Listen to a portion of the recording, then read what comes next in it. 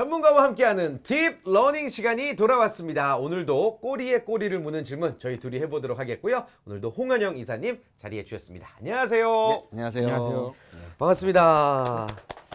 와, 지난주에 강의 진짜 재밌었던 것 같아요. 아, 다행입니다. 이게 다른 강사분들께는 죄송한데, 선생님분들께는 죄송한데 지난주가 난 제일 재밌었는데.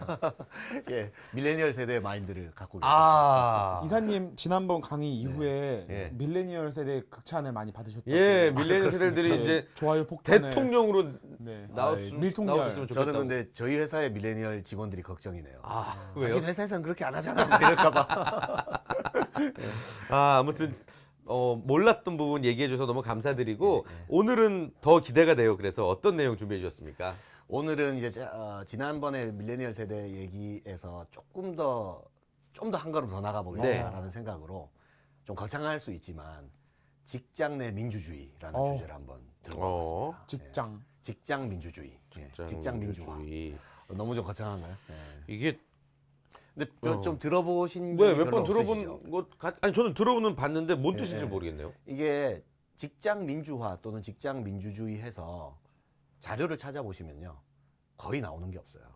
예, 유튜브에서 제가 검색을 해봤거든요. 직장 민주주의, 직장 민주화 딱 매칭되는 자료가 거의 없더라고요. 그냥- 한 두세 개 나오는데 하나 말고 그 중에 하나는 제가 개인 방송에서 했던 아, 게 진짜요? 나오고, 그러니까 그만큼 정립된 개념은 아니에요. 이렇게 왜 이렇게 들어본 것 같지? 그냥 직장이란 단어랑 민주주의란 단어가 그렇죠? 익숙해서 그런가? 그래서 익숙하신 거죠. 어. 근데 왜 우리가 민주화를 쓸 때 보통 민주주의는 정치를 말하는 거잖아요. 맞습니다. 그러니까 우리나라는 민주주의 국가죠, 명백하게. 네. 선거를 통해서 지도자들을 뽑고 국민들이 대한민국 헌법에 그렇게 명시돼 있잖아요. 네. 모든 권력은 국민으로부터 나온다고. 그러니까 국민이 주인이 되고 그 주인이 권력을 행사하는. 대신에 이제 모든 사람들이 다 뭐 정치를 할 수 없기 때문에 대표자를 대표자. 세워서. 그런데 그 대표자도 뽑을 수 있는 권한은 이제 국민한테 있는. 맞습니다. 그렇게 해서 이제 다수 국민들의 뜻이 반영되는 게 민주주의의 기본적인 철학이잖아요. 네. 네, 네. 그래서 가만히 보면 오늘날 뭐 물론 민주주의가 완벽하지 않을 수 있지만 오늘날 대부분의 선진국들을 보면 다 민주주의를 하고 있죠. 대체로 다. 그러니까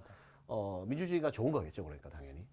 그런데 그 좋은 민주주의가 우리 출근해서 퇴근하는 그 회사에서 이루어지고 있는가라는 그런 좀 질문에서 제가 어떻게 보면 이거는 정립된 개념을 제가 공부한 거라기보다는 제가 이제 직업을 여러 직장을 다니면서 회사를 다니면서 강의하는 일을 하고 있다 보니 예. 그동안 경험한 걸 좀 바탕으로 문제들을 모아보니 결국에는 가장 근본적인 뿌리로 요약할 수 있는 말이 이 직장 민주화라는 말 아닐까? 그래서 직장이 좀 더 민주적으로 운영되면 훨씬 더 좋지 않을까 이런 생각에서 이건 뭐 정립된 이론이라기보다는 그냥 저희 개인적인 경험과 네. 그렇지만 이 실제로 존재하는 것들이죠. 그런 것들을 좀 정리해서 얘기해 보려고 또 합니다. 오너 입장이시니까 또 하실 말씀도 많으실 것 같아요. 아, 제가 그렇다고 해서 뭐 저희 완전히 오너는 아니고요. 네. 뭐 이제 같은 임원으로 관리를 하는 거니까요.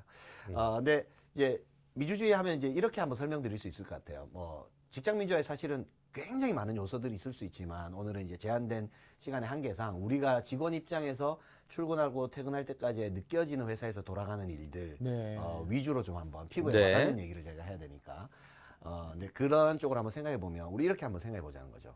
자, 민주주의 국가에서 대통령을 선거로 뽑았죠. 네. 그런데 대통령이 나는 내 아들을 뭐 무슨 장관을 시키고 싶어요.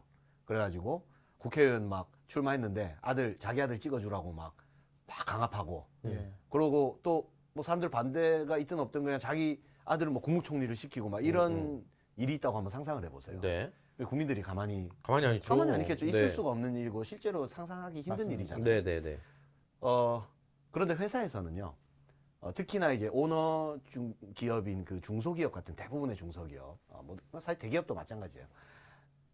회장님 또는 CEO의 아들이 입사를 했다고 한번 생각해 보세요. 그러면 그 직원 대하는 주변 사람들의 태도가 어떨까요? 똑같이 신입사원으로 대할까요? 완전히 다르죠. 그 사람이 먼저 승진을 했어요. 네. 오너의 아들이, 사장님의 아들이. 거기에 뭐 이런 법이 어디 있어 이렇게 문제 제기할까요? 별로 안 해요. 예. 그냥 속으로는 티꺼워하지만 사실 그것들이 다 용인되고 있어요. 그러니까 그만큼 직장 내에서는 민주주의라는 생각 자체를 우리가 잘 못하는 거예요. 그러고 보니 그렇네, 진짜. 주주가 극대화 때문에. 그렇죠. 주주가 이렇게 직장을 소유하고 있는 거거든요. 그러니까 이게 주식회사의 물론 특징일 수도 있어요. 주식회사는 기본적으로 주주가 한 표를 가지고 의사결정을 행사하죠. 그런데 주식이 많으면 많을수록 많은 표를 가지고 있단 말이죠. 네. 그러면은 기업 같은 경우는 오너가 쉽게 말해서 우리나라로 치면 유권자가 대략 한 2,600만 되는데 한 명이 2천만 표의 표를 가지고 있는 거랑 똑같은 거예요. 오너. 그럼 그 사람이 모든 의사결정을 하니 그 국가는 민주적이 될 수가 없겠죠. 네. 마찬가지로 회사도 그런 면에서 민주적이 되기가 굉장히 힘든 곳이에요. 근데 문제는 뭐냐면 과거의 패러다임에서는 이를테면 한 명의 카리스마 있는 지도자가 뭔가를 문제를 쫙 해결하고 내 말대로 따라와. 상명하복. 해서, 상명하복으로 성공할 수도 있었던 시대라고 봐요. 그런데 그런 케이스도 있지만 이제는 사실은 저희가 뭐 알다시피 4차 산업혁명 그리고 지난번에 얘기했던 밀레니얼 세대들 맞습니다. 세상이 변하고 있거든요. 그러면은 더 이상 이런 식의 쉽게 말해서 독재 국가, 독재 권력 이 지배하는 기업은 영속하지 못한다. 네. 그러니까 오너 입장에서도 민주주의가 실현되는 것이 회사의 생산성이 높아질 것이고 직원들 입장에서도 당연히 좀 더 민주적인 회사에서 좀 더 자신이 몰입해서 더 잘 일할 수가 있겠죠. 그래서 그런 좀 문제점을 얘기하고 싶은 겁니다. 네. 예. 그러니까 직장이라는 곳이 직장 내 민주주의라는 단어를 봤을 때 직장과 민주주의가 되게 안 어울리는 우리가 그런 딱 상황. 봐도 그럴 수 있죠. 예. 그렇게 뭐 느껴지죠. 직장 민주주의가 문제가 많다라는 것을 느끼게 해주는 많은 사례들이 있어요. 예를 들어서 우리나라 말고 이제 미국의 한 사례를 말씀드릴게요. 포드의 그 에드셀이라는 자동차가 있었어요. 굉장히 옛날 모델인데 차 이름이에요. 차 이름이 네. 에드셀이에요. 근데 그 차는 굉장히 포드사에서 야심차게 준비한 모델이었습니다. 성공시키려고. 그래서 그 차의 이름을 짓는 데만 해도요. 무려 2,000개가 넘는 그 이름을 공모해서 굉장히 오랜 시간 동안 죄송합니다. 6,000개. 6,000개가 넘는 이름을 2년 동안. 그러니까 그 브랜드 네이밍 하나 하는 데만 해도 굉장히 많은 그 논의들을 거쳤어요. 그러니까 물론 그 기간 동안 계속 자동차도 개발하면서 마케팅 회의만 그만큼을 하고. 네. 그러면 한 이름 하나를 떠올렸을 때 그 사람들이 그 연상되는 이미지가 있고 제품에 대한 선호도나 호감도가 결정될 수 있기 때문에.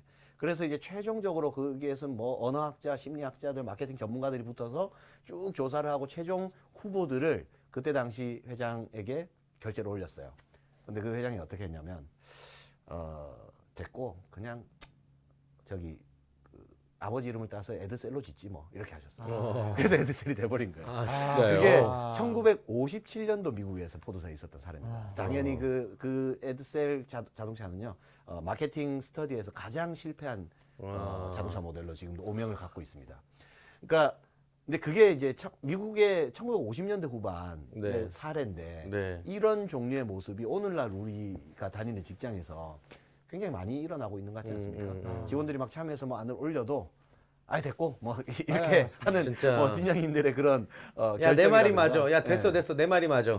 그렇죠. 그래서 한번 이제 물어보는 거죠 사람들에게 우리 회사의 회의 문화는 얼마나 민주적인가. 또 우리 회사의 직장 내 어떤 그 결제를 받고 보고를 하고 아이디어를 올리고 이런 것들은 얼마나 민주적인가.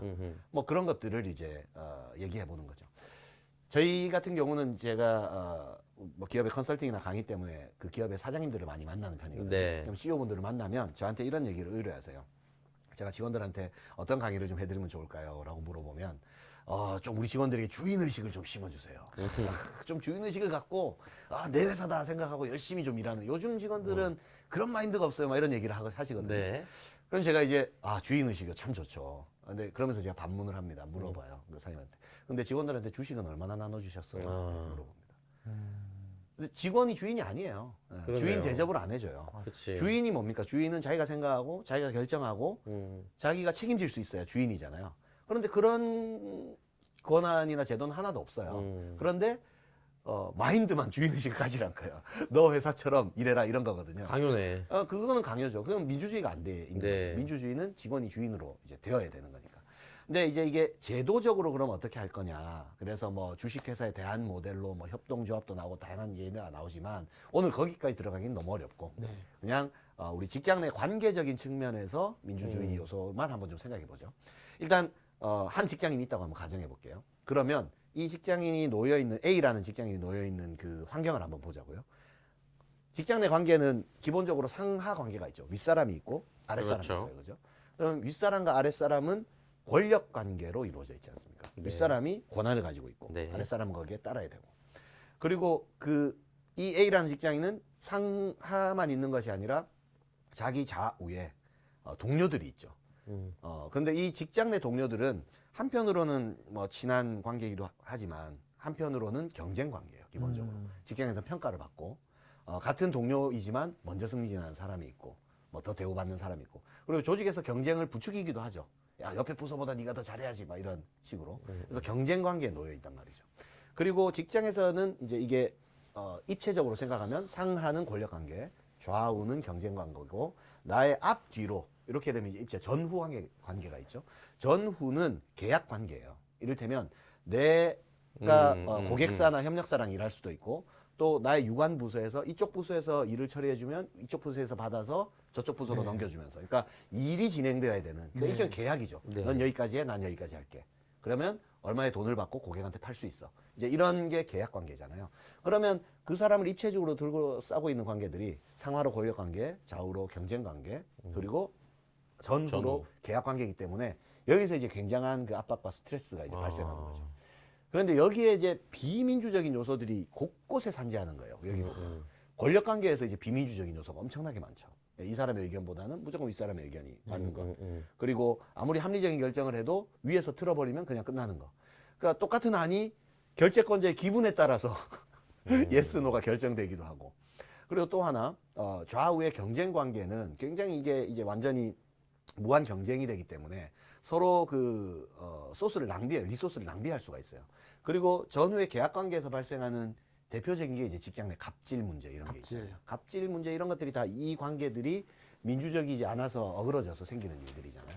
그러면 우리가 이상적으로 생각해 보면 이 관계들의 민주적인 요소가 잘 도입되어서 잘 운영되고 있다라고만 가정하면 이상적인 얘기일 수는 있지만 직장이야말로 내 인생에 좋은 멘토를 만날 수 있는 곳일 수도 있어요. 맞습니다. 네. 나의 직장 선배가 그렇잖아요. 같은 일을 하는 또 같은 그 경험을 했던 사람들이 진심 어린 조언도 해줄 수 있고 내가 실제로 존경할 수 있는 사람을 만날 수도 있고 그리고 직장이야말로 또 좋은 친구들을 만날 수 있는 곳이기도 해요. 맞습니다. 이게 경쟁이 아니라 협력 관계로 전환된다면 그리고 전후의 계약 관계들은 말 그대로 이게 갑질이 아니라 상생이 될 수 있는 거죠. 그래서 나의 이익이 곧 다른 부서의 이익이 돼야 돼요.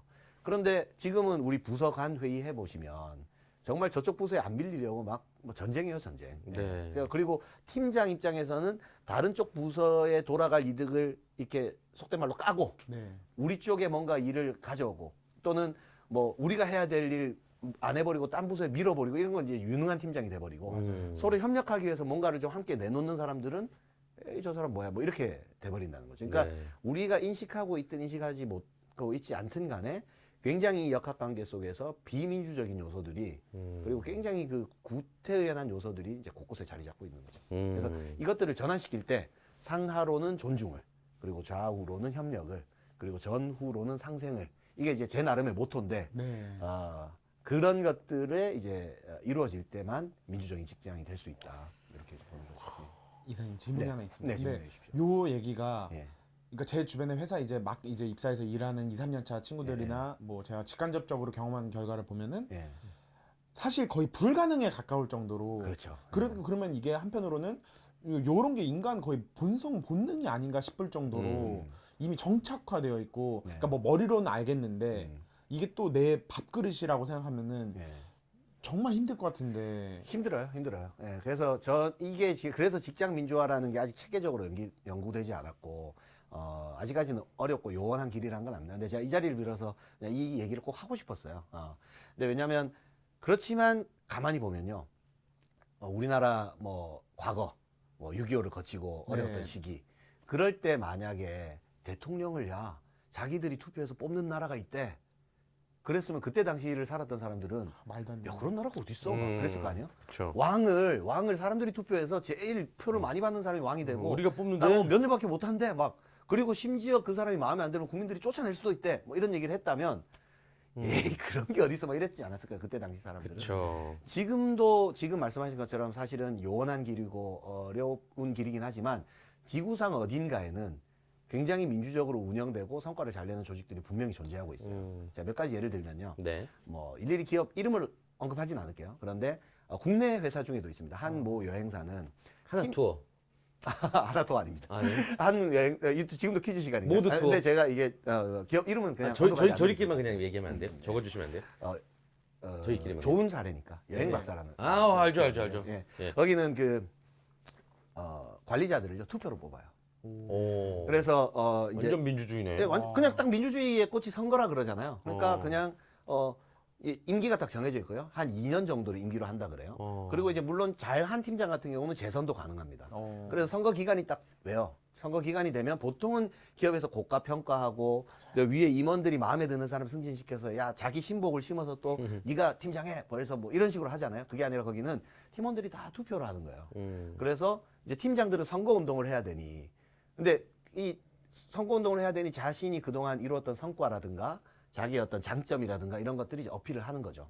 그러면 보통은 보시면 그러면 그게 그냥 인기 투표 되는 거 아니야? 그냥 직원들이 자기한테 잘해준 사람 그냥 뽑는 거 아니야? 네. 라고 생각할 수 있지만 사실은 안 그래요. 어. 왜냐하면 유능한 팀장이 우리 팀장이 되어야 우리 부서가 또 좋아지는 것이고 나도 거기에 덩달아 일하기 좋아지는 것이니까 직원들은 사실 안단 말이죠.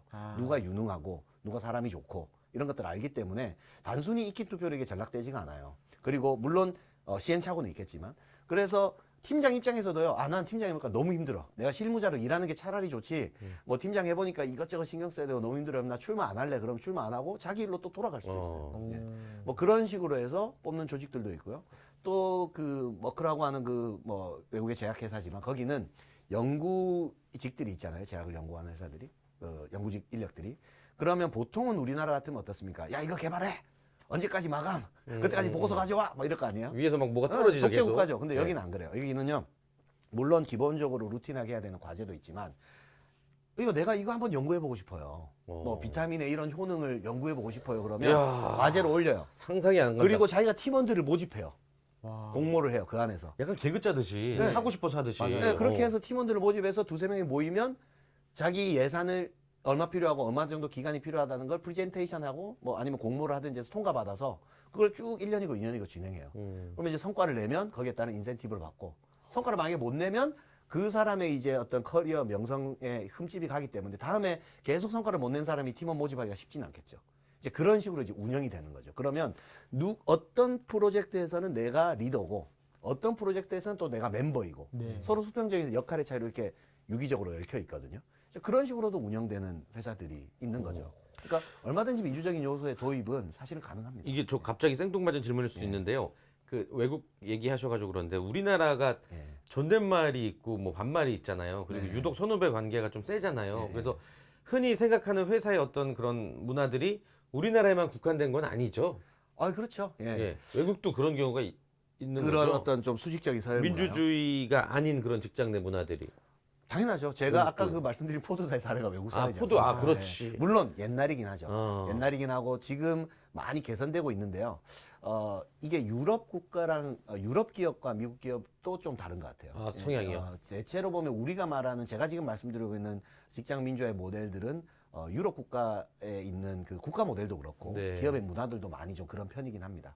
그런데 그렇다고 해서 거기가 아니하고 뭐 이렇게 좀 뭐 해이한 곳이냐? 그렇진 결코 않아요. 미국 기업은요 성과가 안 나오면 해고가 굉장히 많죠. You fire. You fire 예, 막 많이 하잖아요. 예. 오늘 잘못하면 내일 짐 싸서 나가는 곳이 미국이에요. 그러니까 결코 이게 만만한 곳은 아니에요. 그러나 미국 기업이 우리나라에 비해서 좀 좋은 것은 거기는 재취업도 쉬워요. 아. 우리는 근데 한번 그 해고 당하면 아유. 취업하기가 너무 힘들어요. 예. 그러니까 이게 좀 더 그럴 수밖에 없는 것이고 미국은 해고를 당하더라도 비교적 재취업이 좀 쉬우니까 그게 좀 가능한 면은 있죠. 근데 뭐 어쨌든 말씀드리고 싶은 요지는 민주주의를 하자는 게 네. 그냥 뭐 편하게 네. 뭐 풀어주자 이런 거하고 좀 다른 개념인 거예요. 그게 더 어려울 수도 있죠. 어떻게 해야 직원들이 좀 더 참여하고 아이디어를 내고 생산성을 높일 것인가의 관점에서 나오는 게 저는 민주주의라고 보거든요. 국가 모델도 보시면 독재 국가들이 경제적으로 잘 못 살았잖아요. 결국에 네네. 민주주의를 잘한 곳들이 선진국이 됐잖아요. 음. 똑같은 겁니다. 이게 기업이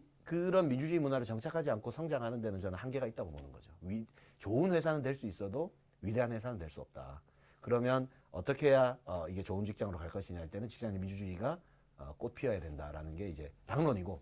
근데 이 방송을 청취하시는 분들은 아마도 나는 그런 권한이 없는데 나는 회사의 운영자가 아니라 지금 이제 네. 뭐 입사한 지 얼마 안 된 직원들인데 이런 분들이 아마도 많지 않으실까 자기는 미생이라고. 싶어요. 예, 네. 미생인 분들이 많아요. 근데 그분들한테 이런 얘기가 오히려 그냥 꿈만 같은 얘기예요. 이렇게 들릴 수도 있다는 생각은 들어요. 그러나 저는 그분들 보고 직장을 민주적으로 만드세요 이런 요청을 드리는 게 아니라 네. 또 지금 얘기하지 않으면 또 언제 얘기하겠어요. 지금부터 얘기를 해야 5년 뒤에 10년 뒤에는 좀 더 민주적인 회사가 되는 것이고 그리고 지금 이런 문제의식을 가지고 있는 분들이 나중에 관리자가 되면 적어도 우리 팀을 운영할 때 내가 민주적으로 운영을 해야지 이런 생각을 하는 것이고 뭐 그런 면에서 좀 개념이라도 우리가 알고 지내자. 여기는 또 뭐든지 또 이런 것까지 알아야 돼 하면서 아는 맞습니다, 곳이잖아요. 맞습니다. 그러니까 그런 차원에서 오늘 좀 말씀을 드리고 싶었던 거죠. 국가랑 비교하니까 쉽네요, 이해가. 네. 쉽죠. 예.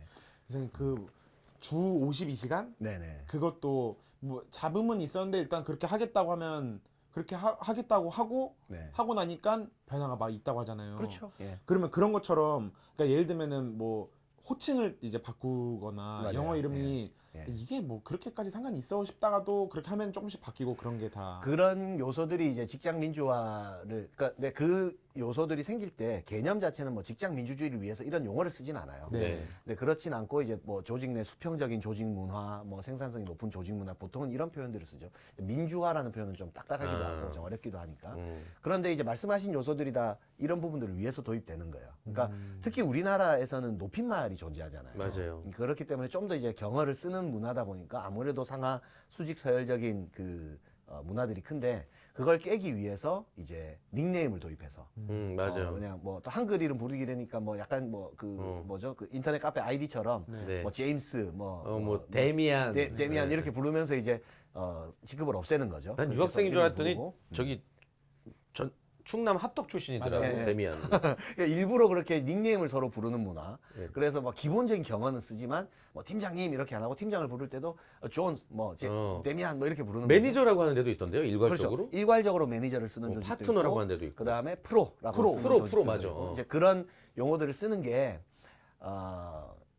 한계는 있어요. 뭐 말만 바꾼다고 그 문화가 바뀌냐 이렇게 네. 표현할 수도 있지만 회장한테는 또 프로라고 안 하잖아요. 안 하죠. 네. 그래서 근데 제가 아는 한 그 외국계 그 이 보청기를 만드는 회사인데 거기는 사장님부터 말단지원까지 다 이름을 불러요. 아, 사장님도요? 사장님도 그냥 오. 이렇게 불러요. 켄이라고 불러요. 켄이 오. 이렇게 하면 제가 직접 그 회사 워크숍 회의를 같이 재밌다. 했었는데 실제로 그렇게 부르더라고요. 그게 진짜죠, 그게. 네, 그렇게 진짜. 근데 캔이라고 하고 이제 술 따를 때는 이제 이렇게 해서 술 따를 그러니까 말만 제가, 캔이라고 하고 말씀드린 한계가 이제 거기 있을 수 있어요. 어. 보통은 요식행위로 우리 회사는 호칭을 파괴했어요. 그래서 수평적인 문화예요. 이렇게만 말할 수도 있는데 이제 그거는 저는 근데 하나의 작은 시작이라고 봐요. 근데 맞습니다.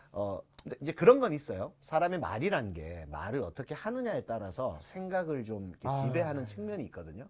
예를 들어서 내가 아무 의도가 없어도 자 지금부터 옆에 계신 분을 이제부터 개자식이라고 부르겠습니다.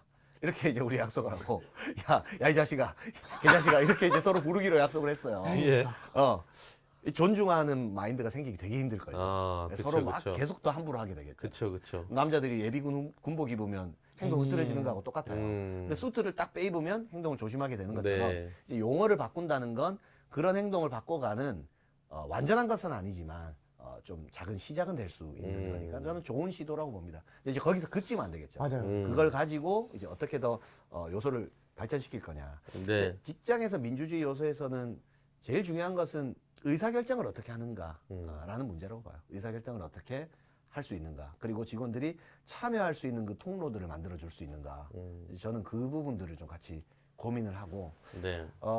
조언을 드리자면 부하 직원이든 상사든 CEO든 각자의 위치에서 저는 공부해야 된다고 봅니다. 공부를 좀 해야 된다. 공부해야지. CEO 입장에서는 CEO나 임원진 입장에서는 과연 어떤 문화를 가진 조직들이 오래가고 생산성이 높은가 가만히 공부해 보셔야 돼요. 근데 공부하다 보면 결론이 그렇게 나올 겁니다. 직원들이 참여하고 민주적인 회사 조직들이 더 경영 성과가 좋다 이렇게 나올 네. 것이고 관리자들도 사실은 공부해야 돼요. 이제는 예전에 그 리더십 스타일이 통하지 않는다. 요즘에 이 직원들을 데리고 일할 때에는 어떻게 하면 아래로부터의 어떤 그 결정이 나오는 그 모델들을 어떻게 만들까를 고민하지 않으면 절대로 좋은 리더의 평판을 얻을 수 없다라는 걸 좀 위기감을 느끼고 사실 어떻게 직원들이 참여를 이끌어낼 건가를 공부해야 되고요.